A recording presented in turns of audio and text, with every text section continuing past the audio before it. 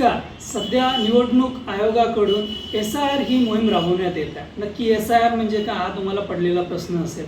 तर SIR म्हणजे special intensive revision. म्हणजेच काय तर विशेष सखोल पुनर्तपासणी. भारतीय नागरिकांचे ज्या मतदार याद्या आहेत आपल्या त्यांची पुनर्तपासणी होणार आहे, त्यांची माहिती अद्ययावत करण्यात येणार आहे.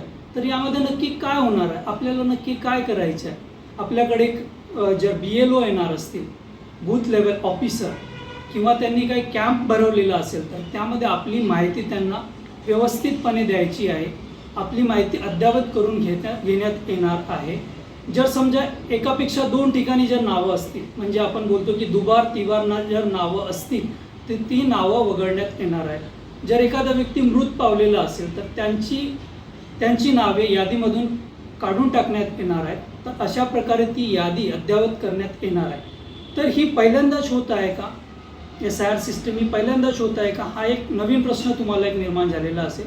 तर SIR म्हणजे स्पेशल इंटेन्सिव्ह रिव्हिजन ही जी मोहीम आहे स्वातंत्र्य झाल्यापासून आपल्याकडे 7 ते 8 वेळा झालेली आहे आणि ही 9वी वेळ असेल. म्हणजे यापूर्वी कधी झालं तर 2002 साली.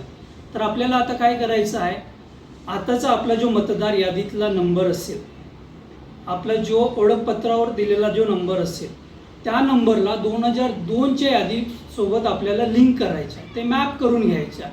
आता तुम्ही बोलाल की माझं तर त्यावेळी नाव नव्हतं 2002च्या यादीमध्ये, तर मी काय करू शकतो.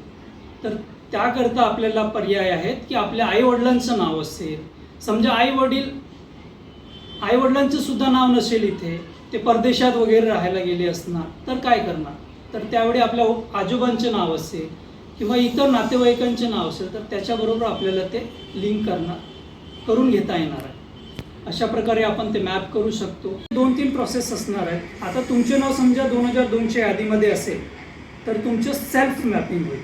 म्हणजे 2002 यादीतलं तुमचं नाव, नंबर, कुठल्या विधानसभेत होतं, कुठल्या गावात होतं, त्याच्याबरोबर आता कुठे आहात तुम्ही त्याबरोबर ते मॅप होईल. आणि जर तुमचे नसेल तर तुमच्या वडिलांबरोबर, तुमच्या आईबरोबर, त्यांच्या नावाबरोबर तुमचं नाव आता मॅप होईल.